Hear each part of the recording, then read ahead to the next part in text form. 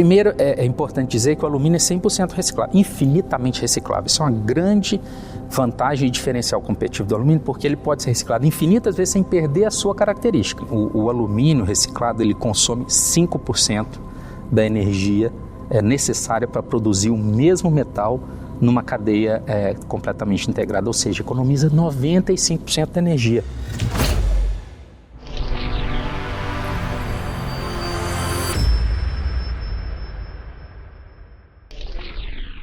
Olá, sou Helene Gritzapes e é um prazer estar aqui com vocês para mais um episódio do Green Talks, uma iniciativa pioneira que discute o papel fundamental da tecnologia na promoção de um futuro mais sustentável. O Green Talks é uma colaboração entre a Green4T, uma empresa de soluções de tecnologia e gestão de infraestrutura de dados com presença em toda a América Latina, e o portal de sustentabilidade Neomundo. Hoje a gente vai seguir falando de tecnologia e sustentabilidade, mas agora com foco na indústria de alumínio. E para isso eu tenho aqui comigo o Leandro Campos de Faria. Ele é gerente de sustentabilidade da CBA. Vamos ver um pouco do currículo do Leandro. O Leandro ele é formado em Engenharia de Alimentos pela UniBH, pós-graduado em Engenharia de Segurança de Trabalho e Engenharia Econômica e Financeira pela Ciesa e Responsabilidade Social Empresarial e Sustentabilidade pelo Senac de São Paulo. Ele responde pela estratégia ESG de todas as unidades da CBA. Ele participa ainda, ele é o coordenador do Comitê de Sustentabilidade da Associação Brasileira de Alumínio, a ABAL, e participa do Comitê da Indústria de Baixo Carbono, junto com o governo federal. Leandro, bem-vindo, é um prazer tê-lo aqui conosco no Green Talks. O prazer é todo meu, Helena, e desde já agradeço o convite à CBA a participar de um podcast tão interessante. Bom, vamos lá. Vamos conhecer um pouco mais sobre a indústria de alumínio, então. A gente sabe que a indústria de alumínio, ela tem um uso intensivo de carvão, certo? De carvão não, desculpa, de energia. A indústria de alumínio usa muita energia, é uma indústria, inclusive, uma das maiores consumidoras. E a CBA, ela é referência em alumínio de baixo carbono. Conta pra gente como é que acontece isso, como vocês saem de um grande consumidor de alumínio, de energia para o baixo carbono. Esse é um excelente ponto e quando você mencionou carvão, Helena, você não está completamente errada, porque a grande parte da indústria que produz alumínio, que é mais intensiva em carbono, usa carvão. Ah, não sabia, tá vendo? Isso ocorre mais... Foi um inconsciente consciente. Pois é. Então, já estamos no caminho aqui de explicar por que a CBA é uma produtora de alumínio de baixo carbono. Né?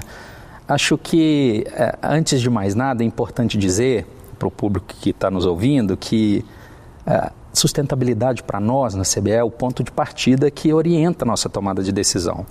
As nossas ações, planejamento estratégico, visão de futuro.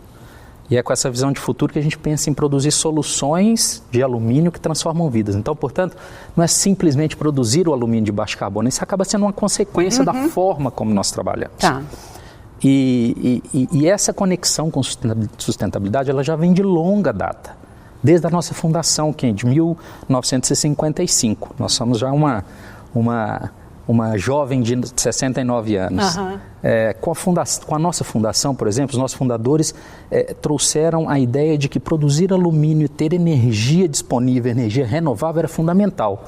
Então é daí que vem nosso principal diferencial. Nós temos 21 usinas hidrelétricas que produzem a própria energia e que é capaz de enviar para a nossa planta essa energia limpa para produzir alumínio. Então veja a diferença. A gente pode comparar um resultado global que está aproximadamente entre 11 toneladas, 11 ponto alguma coisa, toneladas de CO2 por tonelada de alumínio, com um desempenho de 3,2, que é o da CBA. Que é uma diferença grande. Uma diferença de mais de 3,5 vezes menor do que a média mundial. Isso é a média, porque aquelas indústrias que produzem a carvão estão na casa de 16, 17. Então, isso acontece, toda essa produção de alumínio de baixo carbono acontece por causa de tomadas de decisões acertadas ao longo do tempo e por causa de uma governança muito forte estabelecida com esse olhar que eu falei, que o ponto de partida é a sustentabilidade. Tá, a gente entendi. tem no nosso conselho de administração um comitê que assessora o conselho a tomar essa decisão e estabelecer a estratégia. E a partir dessa estratégia a gente se desdobra isso em ações práticas como, além das 21 usinas hidrelétricas, nós criamos uma parceria em 2022 para instalação de 2 parques eólicos. Entendi. Então você vê, a gente vem diversificando uma matriz energética que já é 100% renovável para continuar sendo 100% renovável, mas com fontes de energias diversificadas. Boa. Bom, vamos falar um pouco da tecnologia. Qual o papel da tecnologia para você ter esse alumínio de baixo carbono? É fundamental. Veja bem, uma linha é a matriz energética muito bem estabelecida, que é o caso que eu acabei de citar. Mas outras linhas, como por exemplo tecnologia, são fundamentais para a manutenção desse alumínio de baixo carbono ou para um futuro ainda mais descarbonizado. Por exemplo, em reciclagem, que é uma outra linha de atuação da CBA, a gente vem investindo em energia renovável, em ampliação da nossa capacidade de reciclagem e em outras linhas também que nós podemos comentar ao longo do nosso bate-papo. Mas lançamos no último ano uma linha de reciclagem capaz de reciclar 100 mil toneladas de alumínio no estado da arte de reciclagem. O que significa isso? Explica para a gente o que é. Muito bem. Primeiro, é importante dizer que o alumínio é 100% reciclável, infinitamente reciclável. Isso é uma grande vantagem e diferencial competitivo do alumínio, porque ele pode ser reciclado infinitas vezes sem perder a sua característica. Entendi. Porém, não é tão simples, porque o alumínio ele possui composições ligadas ao próprio alumínio. Então, determinado tipo de material para uma janela, por exemplo, para uma esquadria, pode ter ferro, Entendi. Pode ter borracha, pode ter associado outros materiais que, ao tentar reciclar sem que haja a devida separação disso, você contamina a produção do novo alumínio. Tá? E a nossa linha que eu acabei de citar, que tem um nível alto de tecnologia, que é o estado da arte de reciclagem, ela é capaz de separar automaticamente fazer todo esse processo de separação e separar o alumínio para que ele seja reciclado e as outras matérias-primas para que também voltem para suas cadeias de circularidade e a borracha volte a ser outro produto de borracha, o ferro idem, e o alumínio, um novo produto de alumínio. Entendi. Sabe que é importante dizer também? O alumínio reciclado ele consome 5% da energia necessária para produzir o mesmo metal numa cadeia completamente integrada, ou seja, economiza 95% da energia. Entendi. Então, Bom, você mencionou cadeia agora, Leandro.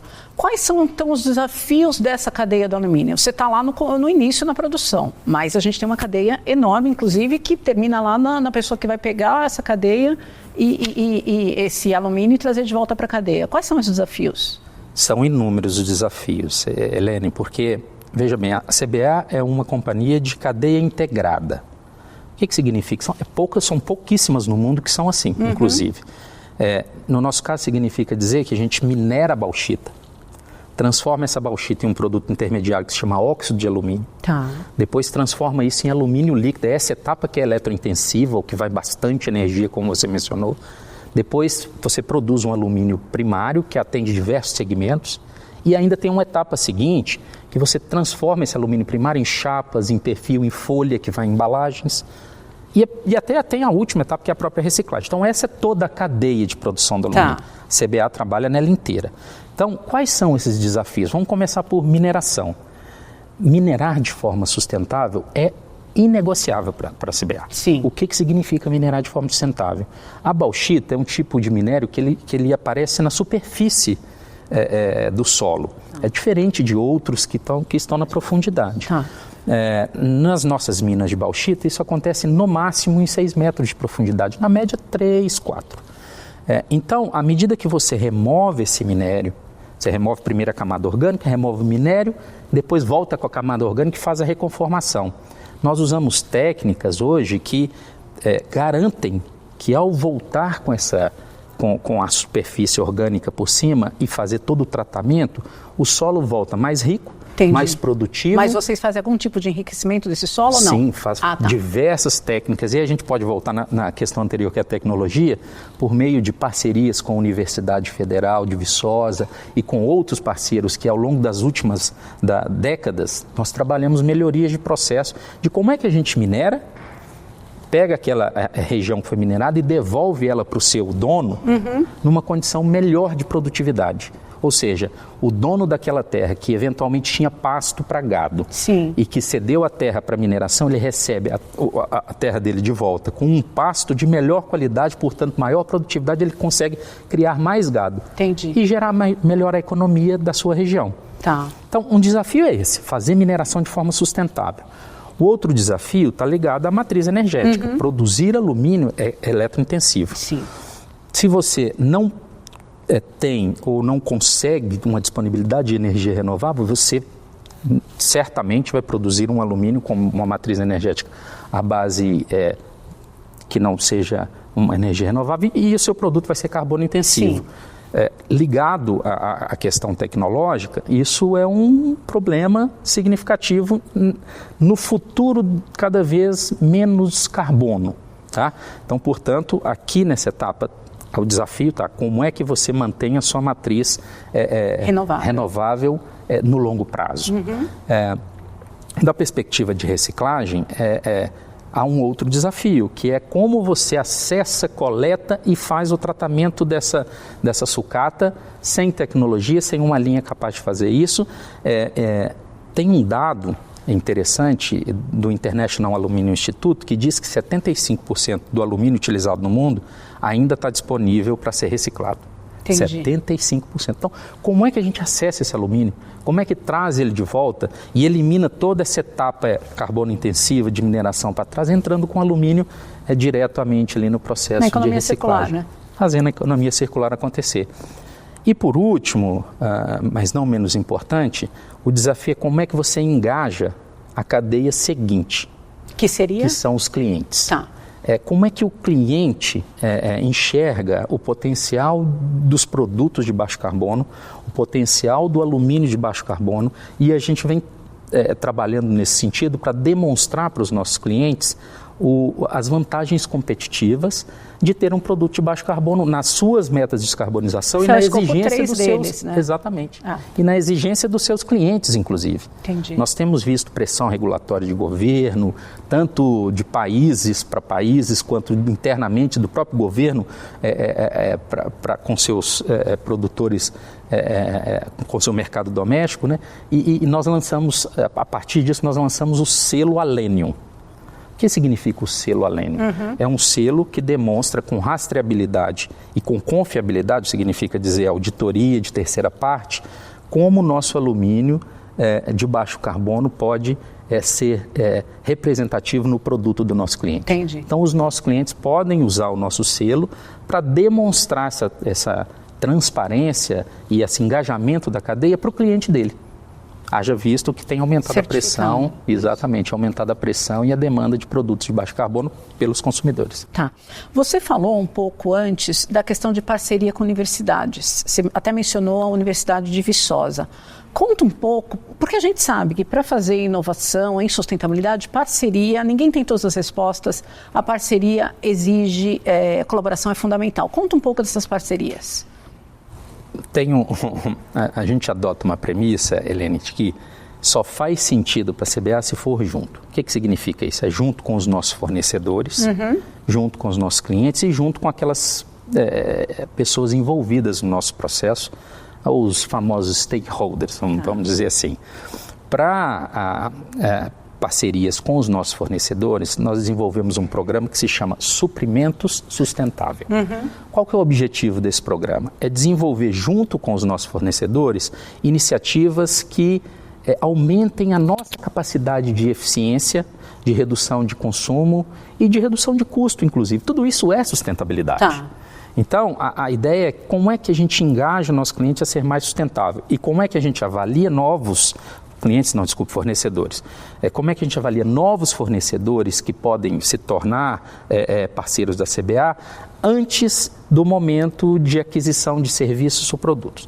Então, temos várias parcerias nessa linha.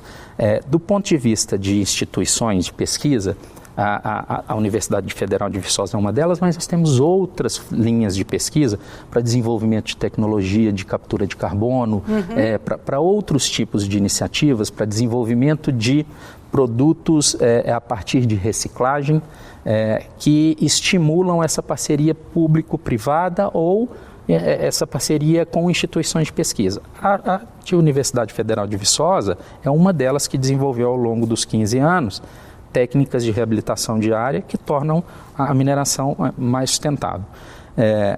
E, por fim, eu acabei de citar o Alênio, né? E repito, a parceria com os nossos clientes tem sido fundamental. Um exemplo prático disso, nós desenvolvemos soluções em conjunto com a Marco Polo, que é um cliente importante nosso, onde nós substituímos o teto de ônibus, que era feito por fibra de carbono, fibra de vidro, melhor dizendo, por alumínio. Isso tornou o ônibus mais leve, portanto consome menos combustível e mais rápido a montagem. Em outras palavras, é exatamente a materialização do nosso propósito, que é produzir soluções de alumínio que transformam vidas, em cocriação com os nossos clientes. Boa. Você está falando de transformação, falamos da Marco Polo. Eu queria falar um pouco dessa transição para uma economia de baixo carbono, mas especificamente do alumínio nos veículos elétricos, na autonomia e eficiência energética dos veículos elétricos. Ótimo. O alumínio, ele é, sem dúvida nenhuma, um grande facilitador de um futuro menos intensivo em carbono do ponto de vista da transição energética.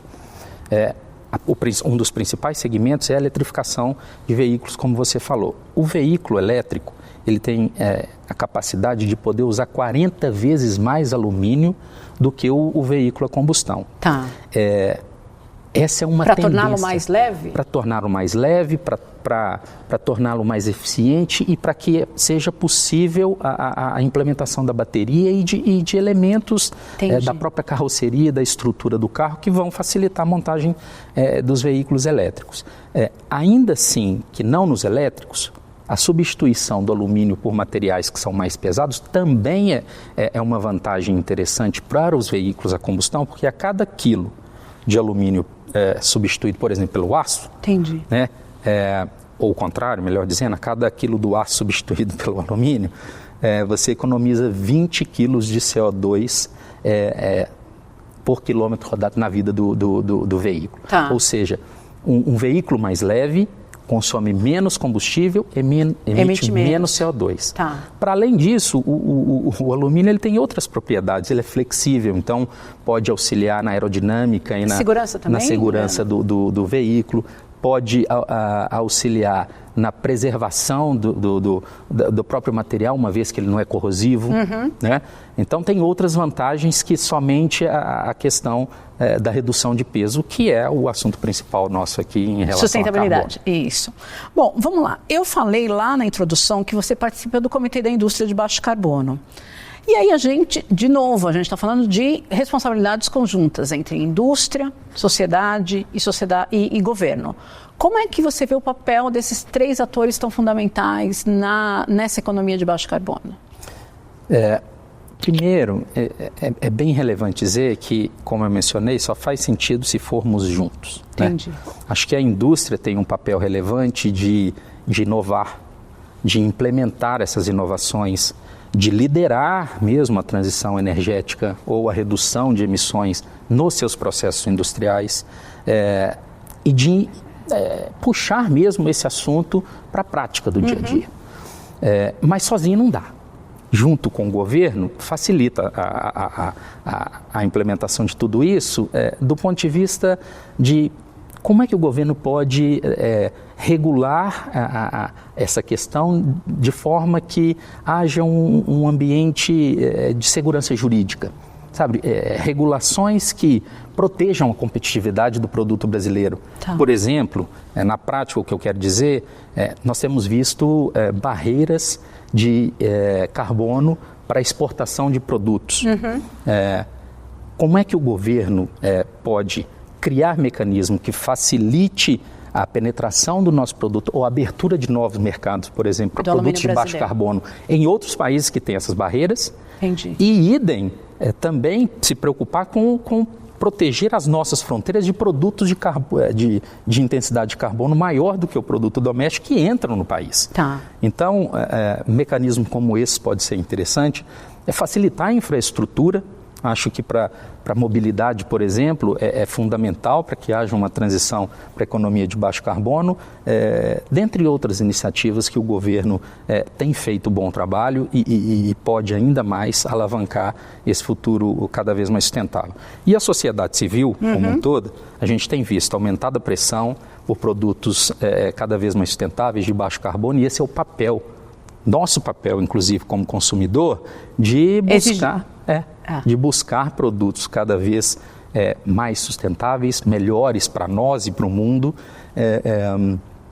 e que também façam sentido para as gerações futuras, né? Leandro, para finalizar, como você vê o alumínio daqui a 10 anos? Eu posso sonhar com alumínio net zero? É um caminho, um desafio e tanto, Helene, porque hoje, dentro da tecnologia existente, há um caminho ainda de desenvolvimento para que o net zero seja tecnicamente viável, financeiramente viável e, portanto, possível. Tá. Mas é um caminho que já vem sendo trilhado. E é um caminho que naturalmente vai acontecer. Nós da CBA acreditamos que vai acontecer. Nós temos o nosso compromisso de traçar essa trajetória net zero até 2050. Nós acreditamos que vai dar certo, inclusive, mas que depende de uma articulação setorial, não só da indústria CBA, da empresa CBA, mas do setor do alumínio globalmente falando. E isso só faz sentido, como eu disse, se formos juntos. Sim. Portanto, colaboração é fundamental. Sim.